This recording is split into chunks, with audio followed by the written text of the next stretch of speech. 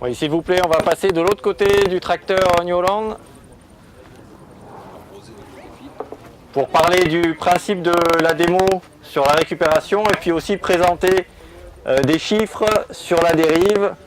Donc pour que vous ayez en tête des chiffres, des ordres de grandeur en fait sur les quantités qui sont en jeu et les moyens de la réduire. Alors, quelques mots là sur la préparation de la démonstration qui est en cours d'abord. Vous voyez qu'on s'organise pour prendre les débits en fait sur les appareils, tout simplement pour connaître donc la quantité de produits a priori appliqués en 1 minute. Ce qui va se passer, c'est que donc après on va faire passer l'appareil dans les vignes. Vous voyez, c'est des vignes qui sont peu vigoureuses, donc sur lesquelles les panneaux vont pouvoir pleinement jouer leur rôle sur la récupération de produits. Et nous, on ira récupérer ce qui est en fond de panneau, hein, puisqu'on aura débranché donc, le système de recyclage. Et donc, par différence entre ce qu'on récupère au fond des panneaux et le débit théorique mesuré ici avec les seaux et les éprouvettes, on aura une idée de la récupération obtenue sur ce type de vigne avec une faible vigueur. Donc voilà ce qui est en train de se préparer, voilà ce que fait Sébastien juste à côté. Donc juste avant, on va parler un petit peu donc des chiffres un petit peu en jeu quand on parle de dérive. Ce qu'il faut savoir, c'est qu'en début de végétation, c'est-à-dire pour les premiers traitements, on en met à peu près 70 à 80% en dehors de la cible. C'est-à-dire qu'il y a 70 à 80% du produit que vous appliquez à la vigne qui n'est pas justement sur la vigne, mais qui est par terre ou dans l'atmosphère. Donc gros enjeu en début de végétation. Et en pleine végétation, on pourrait penser que c'est très nettement moins. C'est le cas, mais quand même, la dérive représente encore 40 à 50% en fait, des quantités totales appliquées sur le vignoble. Donc ça montre d'une part qu'il y a une marge de progrès avec les appareils, que la marge de sécurité avec les produits est extrêmement forte aussi, puisque quand on applique seulement 50% des produits vraiment sur la cible, on a une protection efficace quand même sur la vigne. Donc ça permet de réfléchir à la fois aux moyens de limiter les dérives dans l'environnement et aux moyens justement de faire des économies de produits phyto. Donc c'est à la fois un enjeu économique et un enjeu écologique. Alors les 6 moyens de réduire la dérive avec les appareils, donc ils sont récupérés sur le panneau qui est posé là contre le tracteur. Je vous laisserai lire, peut-être que vous l'avez déjà lu tout à l'heure quand on tournait autour des matériels. Donc premier point, pas de traitement avec un vent supérieur à 19 km/h, donc ça c'est la base. Deuxième point, maîtrise de la taille des gouttes. Vous verrez l'incidence donc de la taille des gouttes sur la distance de dérive, juste avec un vent latéral de 5 km/h pour une buse qui serait disposée seulement à 30 cm du sol. Et donc on s'aperçoit que pour des gouttes plus fines que 100 microns, en fait, on a potentiellement une dérive qui devient exponentielle et qui va de 15 mètres à plus de 300 mètres en fait, de dérive. Donc si possible, utiliser des matériels de pulvérisation qui permettent de limiter ce phénomène. Troisième point, utiliser donc des buses à injection d'air. Ça permet, avec des panneaux récupérateurs, vous le verrez, d'augmenter significativement les taux de récupération par rapport à l'utilisation des buses classiques. C'est vraiment ce que vous avez vu de manière très visuelle tout à l'heure avec le côté gauche, le côté droit sur les différents appareils. Ensuite, pour limiter la dérive, vous pouvez aussi utiliser les adjuvants. Bon, c'est pas trop le thème d'aujourd'hui, mais ça fait partie des solutions pratiques pour limiter la dérive. Les réglages sont extrêmement importants, on les a évoqués tout à l'heure avec le modèle de PFR, hein, la plaque de fer rouillé, qui permet de bien au moins cibler et d'orienter les diffuseurs par rapport à la cible.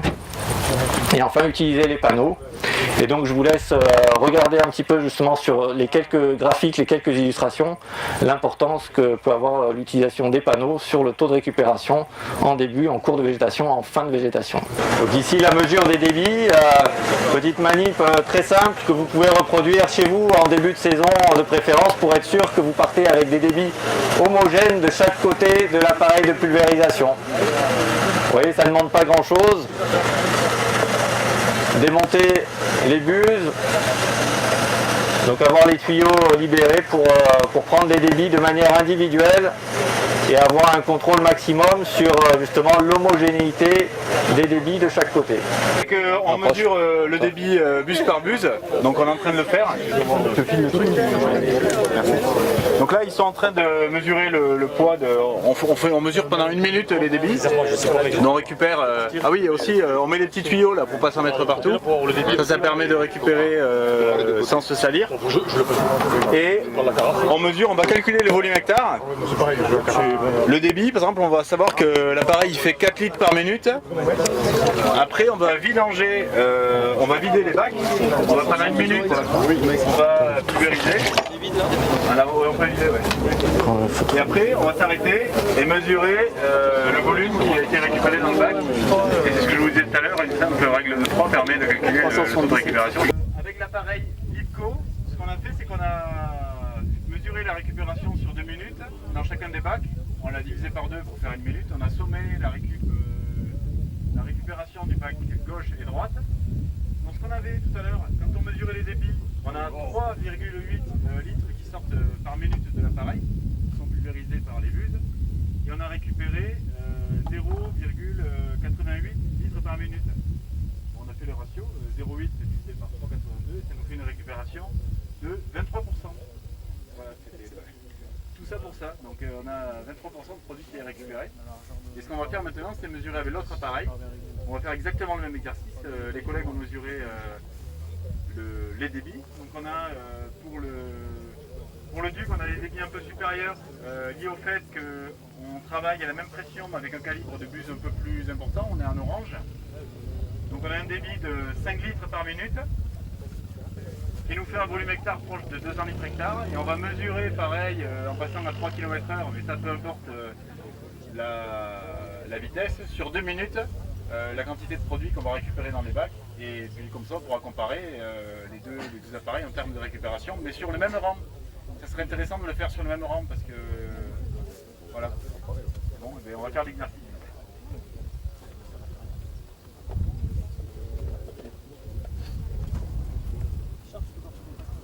Donc au passage, vous pouvez remarquer qu'on est sur des volumes hectares supérieurs à ce qu'on a habituellement avec les pulvérisateurs pneumatiques. Et donc ça, on pourra en rediscuter à la fois ce midi et peut-être cet après-midi en salle par rapport aux questions de réglage, de volume, de bruit à préparer, parce que ça, c'est des points importants.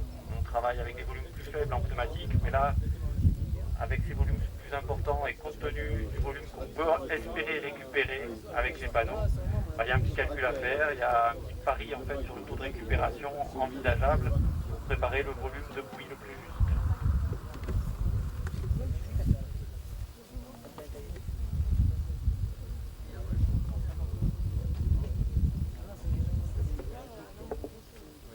La préparation là, sur l'appareil Coneos consiste à en fait désactiver le système de retour de produit pour pouvoir justement mesurer ce qui tombe dans les bacs.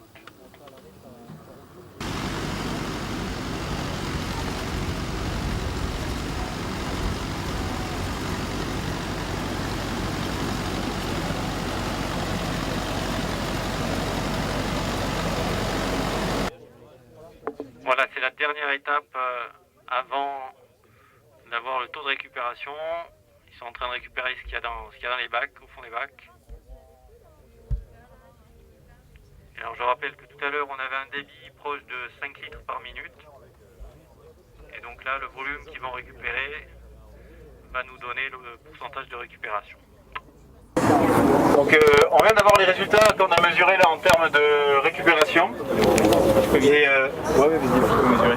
ce qu'on a fait sur le même rang avec le Duc, on a mesuré 48% de récupération. Ah quand même. Voilà.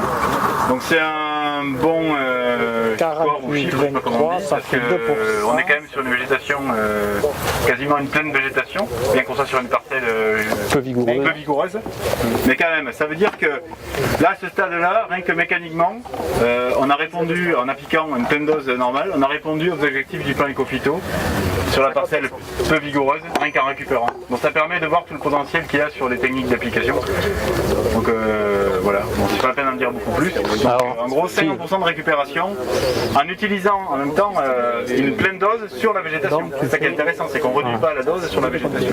Alors, on relativise en disant que là, tu avais un volume hectare supérieur quand même par rapport... Mais le pourcentage est... oui, le pourcentage, ouais, mais c'est plus de récupération sur un volume supérieur. Voilà, voilà. C'est énorme. Donc c'est des données très intéressantes et c'est des taux de récupération qu'on n'aurait pas si on passait avec des gouttes très fines parce qu'elles n'ont pas le temps d'arriver sur notre panneau, qu'elles sont déjà évaporées. Et là, vous l'avez vu, en plus on est en conditions très chaudes, donc on a déjà un petit peu les particules les plus... Les gouttes, elles n'ont pas toutes la même taille, même avec des bus d'injection d'air, il y a des gouttes et il y a un spectre de gouttes là qui est très petit et qui, malgré ça, on récupère 50%. Et on le voit là, on a une porosité qui est pas du tout, le feuillage est assez poreux, et on voit qu'on a un taux de remplissage du temps de végétation qui est de cet ordre-là.